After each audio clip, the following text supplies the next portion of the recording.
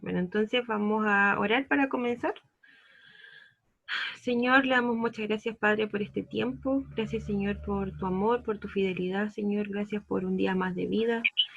Gracias, Padre, porque podemos estar acá, porque nos das los medios para poder conectarnos y para poder seguir en comunión, para poder seguir comunicándonos contigo, para poder seguir aprendiendo tu palabra. Gracias, Señor, porque eres bueno con nuestras vidas, Señor, porque eres bueno al darnos un lugar para vivir, porque nos das comida, Señor, porque provees para nuestras necesidades, y a pesar de que muchos estamos aburridos del encierro, también agradecemos por este tiempo porque ha sido bueno para cada uno de nosotros para volver a enfocarnos en lo que es importante. Te pido que sigas hablando a nuestras vidas, que tú uses mi vida para hablar de tu palabra y que tu Espíritu Santo sea a través de mí, que tomes control de mis nervios, Señor, y que ordenes todas las ideas para que no quede nada inconcluso, Señor, que todos puedan entender. Gracias, Señor, por este tiempo, en el nombre de Jesús. Amén. Bueno, como pueden ver en la presentación, hoy me toca la parábola del trigo y la cizaña. Vamos a recordar un poquito qué es una parábola. ¿Se acuerdan? Una parábola es una historia ficticia que contiene una enseñanza espiritual, ¿ya? Recordemos que Jesús le hablaba en parábola a las personas, pero de cosas que ellos podían ver. Por ejemplo, en ese lugar donde Jesús estaba hablando, donde predicaba, se practicaba mucho la agricultura. Por eso Él les habló, como la semana pasada vimos con el Carlos, que les hablaba de la semilla, de cuando cae de los distintos tipos de tierra en donde caía la semilla, porque ellos podían entenderlo, porque ellos trabajaban. Y ahora vamos a ver algo muy parecido, pero no es igual. Vamos a ver que la semilla en este caso simboliza a personas, ¿ya? No como la semana pasada que simbolizaba la palabra. Entonces en su Biblia los voy a invitar a buscar Mateo capítulo 13, vamos a leer del versículo 24 al 30.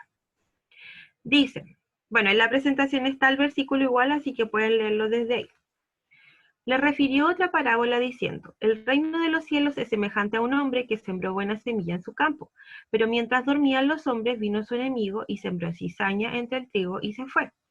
Y cuando salió la hierba y dio fruto, entonces apareció también la cizaña. Vinieron entonces los siervos del padre de familia y le dijeron, Señor, ¿no sembraste buena semilla en tu campo? ¿De dónde pues tienes cizaña? Y él les dijo, un enemigo ha hecho esto. Y los siervos le dijeron, ¿quieres pues que vayamos y la arranquemos? Él les dijo, no, no sea que al arrancar la cizaña arranquéis también con ella el trigo. Dejad crecer juntamente lo uno y lo otro hasta la siega, y al tiempo de la siega yo diré a los segadores, recoged primero la cizaña y atadla en manojos para quemarla, pero recoged el trigo en mi granero. Ahora, vamos a ver qué personajes vemos acá o qué cosas vemos. Vemos a un sembrador, vemos el campo, vemos buena semilla, que simboliza el trigo, y vemos un enemigo del sembrador, y vemos la cizaña, que es lo que siembra este enemigo, ¿ok? Ya leímos la primera parte de la parábola, ahora vamos a leer la explicación de la parábola y vamos a ir desglosando y vamos a ir viendo qué significa cada uno de estos personajes o de estas cosas que vemos en esta parábola. Entonces los invito a leer un poquito más abajo, en el versículo del 36 al 46. Dice, entonces, despedida la gente, entró Jesús en la casa y acercándose a él sus discípulos le dijeron, explícanos la parábola de la cizaña del campo. Respondiendo él les dijo, el que siembra la buena semilla es el Hijo del Hombre. El campo es el mundo. La buena semilla son los hijos del reino y la cizaña son los hijos del malo. El enemigo que la sembró es el diablo. La siega es el fin del siglo y los segadores son los ángeles. De manera que como se arranca la cizaña y se quema en el fuego, así será en el fin de este siglo. Enviará el Hijo del Hombre a sus ángeles y recogerán de su reino a todos los que sirven de tropiezo y a los que hacen iniquidad.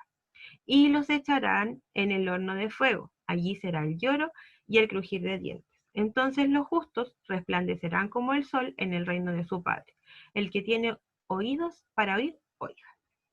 Ok, entonces, ¿Qué es lo que significan los personajes que vimos anteriormente? El sembrador, sabemos que es Jesús, y es el que eh, siembra la buena semilla. Sabemos que Jesús es Dios. Entonces, en el versículo 24, cuando partimos leyendo esta parábola, vimos que decía, el reino de Dios es semejante a.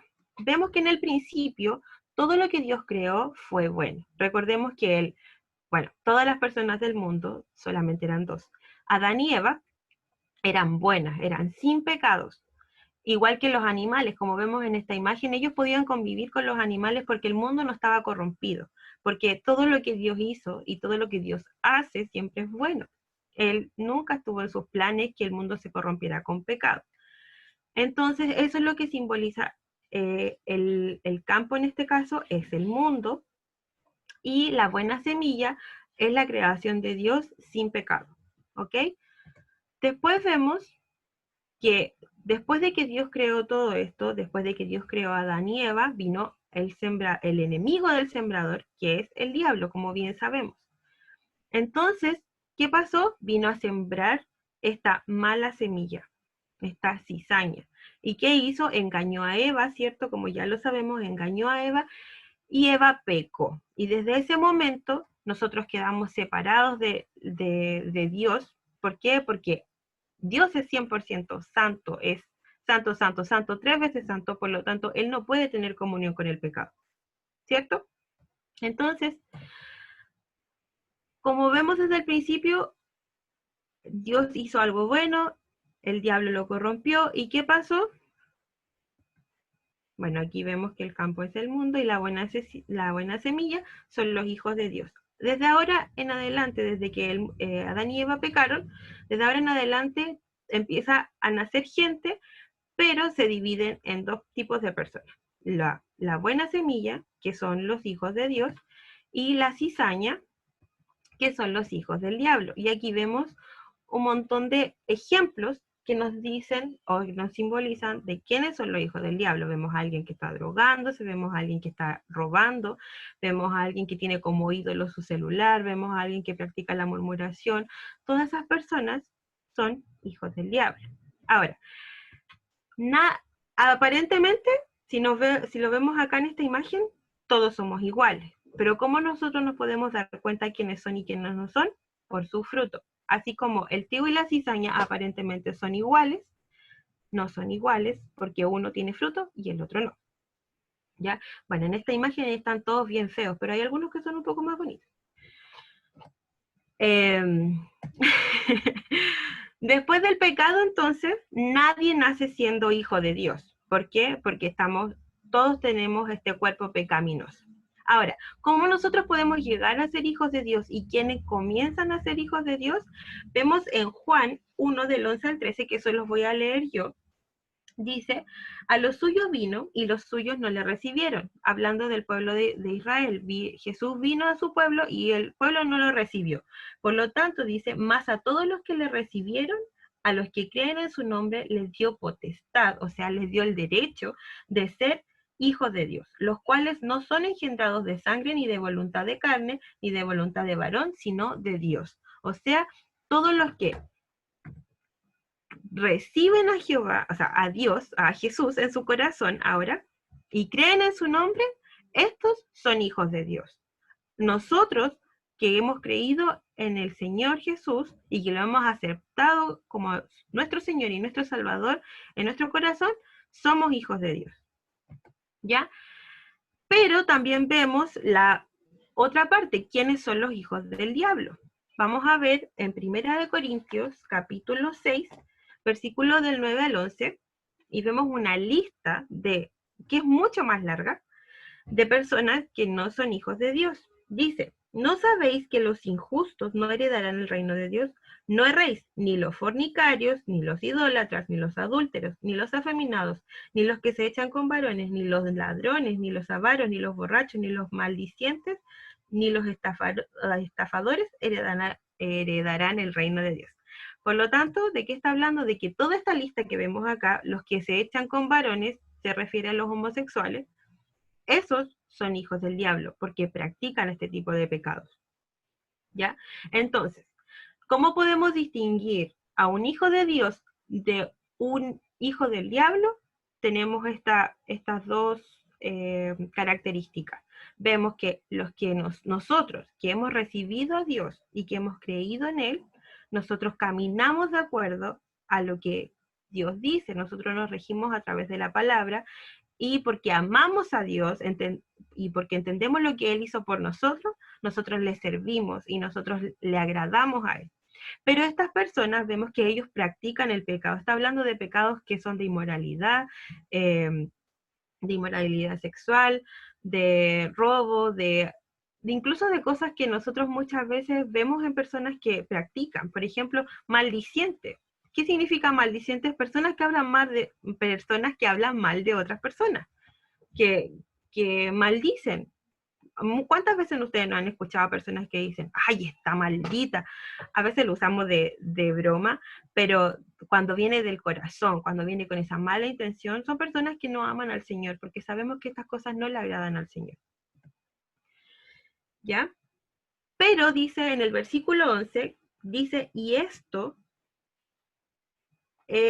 erais antes, o sea, muchos de nosotros éramos esto antes de venir a Cristo. También nosotros a lo mejor éramos este tipo de personas antes de venir, pero al creer en Él hemos sido lavados, como dice en el versículo 11 de 1 Corintios 6, hemos sido lavados, hemos sido santificados y hemos sido justificados. Entonces ya sabemos que Jesucristo pagó por nosotros y a través de su sangre Él nos lavó, nos santificó, significa que Él nos apartó para un uso exclusivo. Cada uno de nosotros tenemos un propósito en esta vida y sabemos que el Señor nos va a usar para algo, pero para eso también sabemos que Él ya nos ha limpiado y que cada día Él nos limpia de nuestros pecados. Y además nos justificó. Nosotros teníamos una deuda, nosotros éramos pecadores y estábamos destinados a ir al fuego eterno, estábamos destinados a ir al infierno por pecadores, pero Él vino a pagar esa deuda y la canceló. Entonces ahora nosotros somos justos por Jesucristo. ¿Ya? Entonces, estas personas que son la lista que vimos anteriormente, dice que practican el pecado deliberadamente y habla en Primera de Juan, y este versículo lo tomé de una traducción de la NBLA, porque se entiende mucho mejor. Dice, ninguno que es nacido de Dios, dame un segundo, ninguno que es nacido de Dios practica el pecado, porque la simiente, o sea, la semilla, recordemos que el trigo se caracteriza porque este trigo tiene una semilla. Y recordemos que para nosotros la semilla es el fruto del Espíritu Santo en nuestra vida. ¿Por qué? Porque hemos creído en Jesucristo y el Espíritu Santo viene a vivir en nosotros, por lo tanto tenemos el fruto de su Espíritu, que es amor, gozo, paz, paciencia, benignidad, bondad, fe, mansedumbre, templanza. Ya tenemos todo eso. Ahora, un paréntesis. Muchas veces nosotros decimos, pucha, pero es que yo no tengo paciencia o yo no tengo amor. No, significa que no lo estamos ejercitando, porque cuando el Espíritu Santo viene a vivir en nosotros, ya tenemos todo eso. Es como alguien lo simbolizó como una naranja. Una naranja tiene todos los gajitos, pero es una naranja y tiene un montón de gajitos, ¿cierto? Así nosotros también. Nosotros somos una naranja que tenemos todo esto, ya tenemos todo esto, porque es un solo fruto, ¿ok? Ahora, si la paciencia nos falla, o si el amor nos falla, si la bondad nos falla, es porque no la estamos practicando como Cristo quiere que la practiquemos. No significa que no la tengamos, sino que no la estamos poniendo en práctica, para que eso que nos falta sea saliendo y sea dando fruto. ¿Ok? Entonces, está hablando, dice, porque la simiente de Dios permanece en él, porque la semilla, porque el fruto permanece en nosotros. Entonces, como permanece en nosotros, no podemos pecar porque somos nacidos de Dios. O sea, si hemos nacido de nuevo, ya no deberíamos pecar. Ahora, estamos en un cuerpo de pecado, estamos en un cuerpo pecaminoso, porque nuestra naturaleza es así, pero no está hablando de que no vamos a caer en pecado, porque muchas veces caemos en pecado, pero está hablando de no practicar el pecado. ¿ya? Como estas personas que no son hijos de Dios y que son hijos del diablo, que pecan deliberadamente, que pecan... ¿Alguien quiere decir algo? Ah, ok. Que pecan deliberadamente, que practican el pecado y que no les importa nada, porque yo he escuchado muchas veces como, después de esta vida no hay otra, entonces pasémoslo bien acá y prueba todo lo que quieras y disfruta, pero todas esas cosas que nos traen puro sufrimiento. Entonces, lo que está hablando acá de que si nosotros tenemos al Espíritu Santo, nosotros no practicamos el pecado porque nosotros agradamos a Dios. En esto, entonces, en el versículo 10 vemos los hijos del diablo. Dice, en esto se reconocen los hijos de Dios y los hijos del diablo. Dice, todo aquel que no practica la justicia, o sea, que no agrada a Dios, no es de Dios. Tampoco aquel que no ama a su hermano. Y eso es muy importante.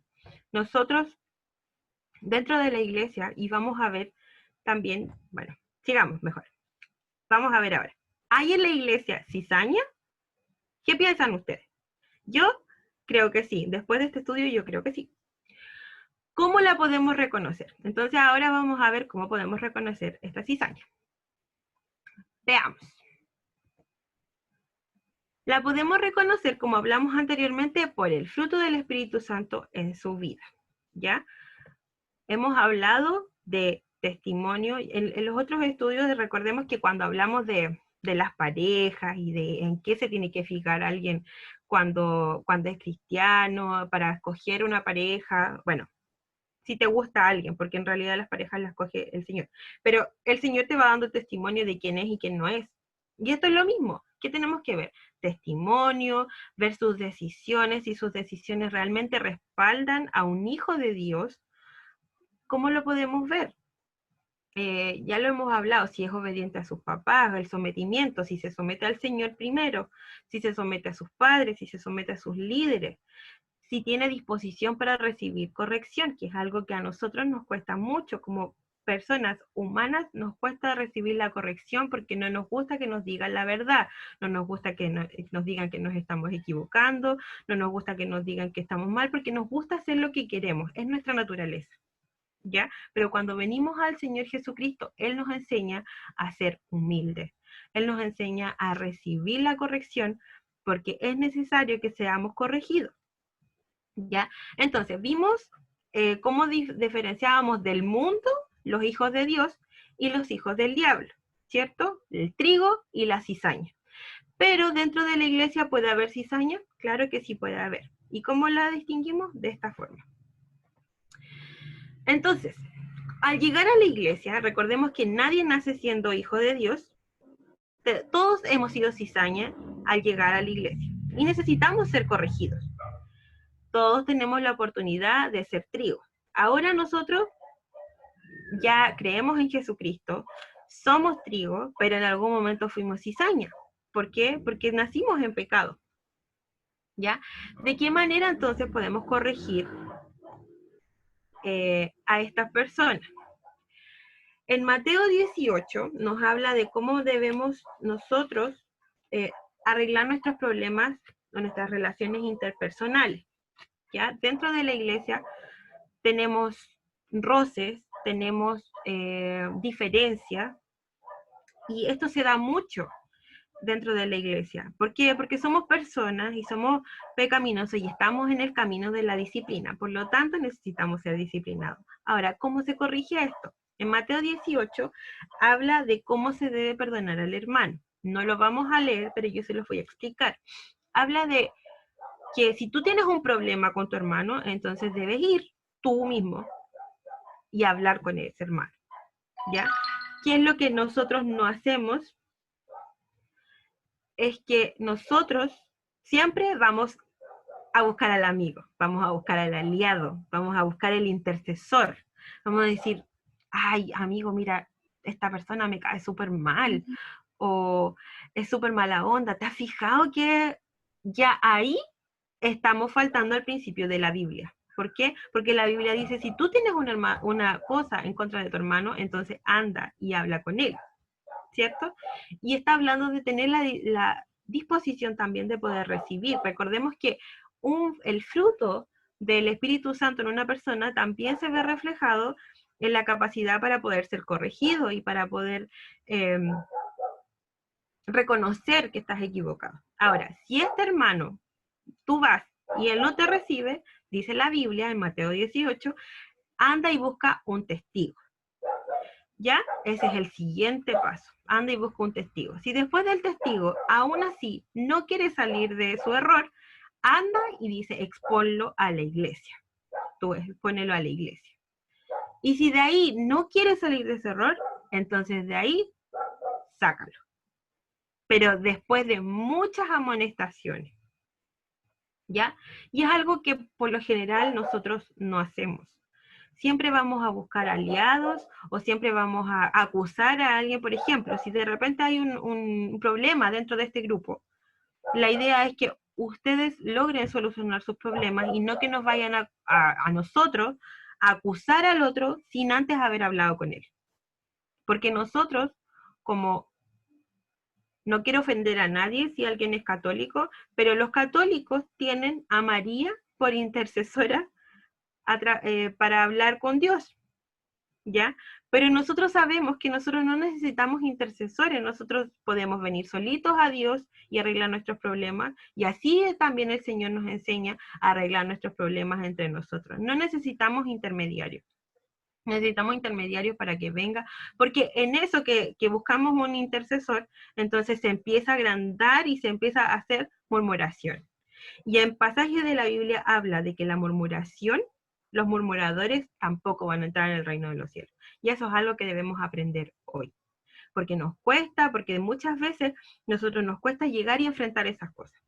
Pero antes de decirle, oye, ¿sabes que tengo un problema contigo porque tú no me miraste? Ok, vamos al Señor y digámosle, Señor, preguntémosle al Señor, Señor, ¿este problema realmente es grave? ¿Afecta a la comunidad cristiana o solamente me afecta a mí? Y si solamente me afecta a mí, eso es orgullo. Y eso no es algo relevante. Entonces, ahí tenemos que ver si realmente el problema somos nosotros o realmente hay un problema con la persona. ¿Cuándo es un problema con la persona grave? Es cuando bíblicamente la persona está actuando incorrectamente. O sea, bíblicamente él está mintiendo quizás, eh, no sé, mintiéndole a sus papás, está drogándose, ahí sí es algo grave, pero que aún así debemos ir y conversarlo con la persona primero. ¿Ya? Pero si es algo que me está afectando a mi orgullo, por ejemplo, que no me miró, que no me saludó, que no quiere ser mi amigo, que esas cosas son solamente que me afectan a mí, a mi ego, a mi orgullo, porque a mí me hace daño. Pero no es algo que el Señor diga, por esto sáquenlo de la iglesia, no es algo que el Señor diga eso. Entonces tenemos que aprender primero a ir y preguntarle al Señor, Señor, ¿realmente esto es algo muy grave o es solamente que es mi orgullo? ¿Ok? También vemos, en 1 Corintios 5, vemos que hay un pecado de inmoralidad. Había un hombre que estaba acostándose con su madrastra, y este hombre estaba dentro de la iglesia. Entonces también fueron, lo amonestaron y todo, y él no le importó, él seguía haciendo. Ya toda la iglesia sabía, entonces Pablo le dice, sáquenlo de la iglesia, porque ya había sido amonestado y él no quería salir de su inmoralidad, por lo tanto, sáquenlo de la iglesia. ¿Ok? Después vemos en Romanos 16, 17, y ese se los voy a leer, es cortito. Dice, Romanos 16, 17. Ay, se me perdió Romanos. Ya, dice, más os ruego, hermanos, que os fijéis en los que causan divisiones y tropiezos, en contra de la doctrina que vosotros habéis aprendido, y que os apartéis de ellos.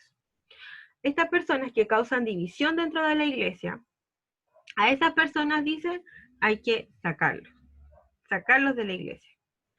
¿Ya? Y dice, no solamente a los que causan división, sino que a los que causan tropiezo. Por eso puse amistades ahí, porque muchas veces nosotros tenemos amistades dentro de la iglesia que son causa de tropiezo para nosotros. Por ejemplo, una amistad que me lleve a mentirle a mis papás, que me diga, no importa, sigue fornicando, si eso está bien, porque todos los jóvenes lo hacen y no importa. Esas amistades pueden ser tropiezo, esas amistades que te llevan a hacer la cimarra, esas amistades que te llevan a hablar mal de las otras personas y no te llevan a tener a ti una postura frente a eso, entonces esas amistades deséchalas de tu vida porque no van a ser de bendición para tu vida. Ahora, estas personas son cizaña en qué sentido? Cuando vemos que de otra manera son amonestadas, 1, 2, 3, 4, muchas veces, las veces que sean necesarias, y aún así permanecen en su rebeldía, no tienen ningún fruto. Recordemos que el fruto de el Espíritu Santo en nuestra vida es esa disposición para reconocer y para intentar cambiar y decir, Señor, ¿qué es lo que estoy haciendo mal? Y se ve un cambio. Recordemos que el fruto del Espíritu Santo a nosotros nos lleva a arrepentirnos, a cambiar de dirección. O sea, yo voy por este camino y realmente estoy mal, entonces yo cambio de dirección radicalmente. Y esos cambios se ven rápidamente cuando es una decisión. Pero cuando no y no quiero, tú lo puedes amonestar 1, 2, 3, 4, 5 veces y la persona no cambia, entonces no hay una disposición de arrepentimiento. En 1 Corintios 5 vimos a este hombre que fue sacado de la iglesia y en la vuelta este hombre se arrepintió. En 2 Corintios Pablo habla de este hombre y dice, a ese que lo sacaron, entonces vaya, búsquenlo y restáurenlo, tráiganlo, no lo dejen. Y muchas veces hay personas que es necesario que sean confrontadas de esta manera para que salgan, que en el camino el Señor las vuelve a traer y se dan cuenta de su error. Hay otras personas que no, que nunca cambian y que empiezan a tergiversar el evangelio y empiezan a hacer sus propios cuentos y terminan de una manera muy mal. ¿Ya? Entonces, como yo les decía, muchos de nosotros hemos sido cizaña en algún momento. Y si tú te has sentido identificado con una cizaña en algunos puntos, tienes que saber que hoy día tienes la oportunidad de convertirte en trigo. Aún estamos a tiempo. Más adelante vamos a ver qué va a pasar, cuál es el fin de la cizaña y cuál es el fin del trigo. Y muchas veces nosotros nos hemos sentido, yo me he sentido identificada con cizaña porque he hecho las cosas mal. Pero tenemos que saber que lo que a nosotros nos diferencia de las otras personas es la humildad. Algo que me encantó mucho del trigo y de la cizaña es que, y no lo puse acá en el Power, pero el trigo siempre se mantiene, porque el trigo que tiene mucho fruto siempre se mantiene así, inclinado. ¿Por qué? Porque tiene fruto y es flexible y se mueve para todos lados, pero la cizaña crece de una manera rígida. Y nosotros podemos ponerlo como una aplicación que mientras nosotros más fruto podamos tener, mientras más se refleje el carácter de nosotros, más nos va a llevar a estar humillados a los pies de Cristo. Y Él que vaya moldeando nuestro carácter, pero que esa capacidad de poder reconocer nuestros errores nos lleve a los pies de Cristo y podamos ser esos trigos que están así bien abajito, bien abajito, bien abajito, no importa hasta el suelo, porque estamos humillados ante el Señor. Pero la cizaña crece de forma rígida y si viene el viento se puede hasta quebrar. Pero eso también lo podemos ver con la gente de hoy del mundo. La gente de hoy del mundo está tan metida en su orgullo y en sus pensamientos y que Dios no existe y cada vez se va endureciendo más su corazón y cuando venga el juicio, ellos van a ser cortados y van a ser echados al fuego. Pero hoy nosotros tenemos la oportunidad de saber que si hay personas que están mostrando este tipo de características como la cizaña, y nosotros que tenemos al Señor en nuestro corazón podemos ir y con esta misma parábola podemos explicarle lo que ellos están mal y cuál va a ser su fin. Entonces, vimos más adelante que al final del tiempo van a venir los segadores, que son los ángeles. Van a venir a cosechar todo esto, porque recordemos que Jesús les dijo, déjenlo ahí, que crezcan juntos, ¿cierto? Y al final vamos a cortarlos y vamos a separarlos. Entonces, el trigo y la cizaña van a ser separados. Y los que son cizaña van a ser echados en el fuego. Y los que son trigo, vamos a ir al reino de los cielos.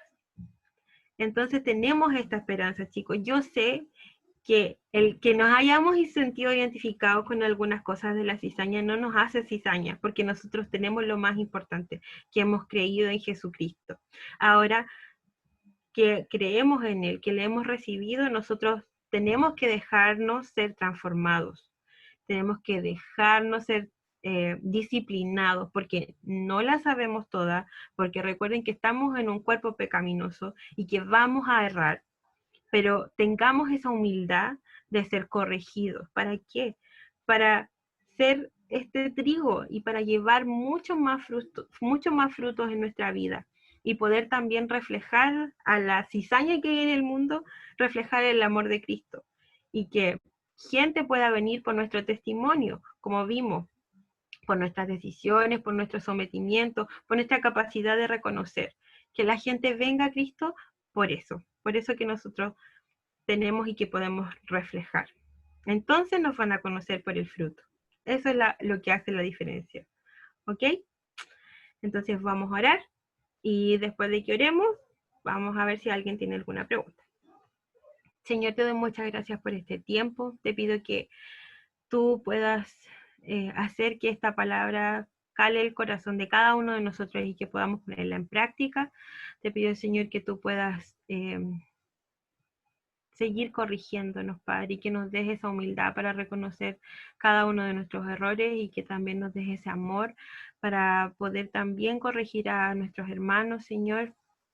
Te pido, Padre, que nos guardes, que nos ayudes a reflejar tu amor al mundo, Señor, y que y que podamos, Señor, decir que aún están a tiempo de venir a ti, de reconocer quién eres tú y lo grande que eres, Señor, y lo que tú puedes hacer, que tú puedes transformar vidas, Señor, pero que nuestra vida sea un testimonio de eso. Gracias por este tiempo, en el nombre de Cristo Jesús. Amén.